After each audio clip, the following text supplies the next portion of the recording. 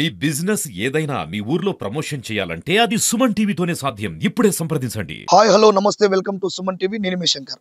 నల్లగొండ జిల్లా అనుముల మండలం కొత్తపల్లిలో ఓ మహిళ పైన ఉన్నటువంటి బంగారానికి చోరీకి పాల్పడిన గుర్తు తెలియని దుండగులు ఒంటరిగా ఉన్నటువంటి మహిళ ఇంట్లోకి చొరబడి తన పైన ఉన్నటువంటి బంగారాన్ని తన పాకు చేతులతోటి తీవ్రంగా దుండగులు దాడి చేయడం కూడా జరిగినది.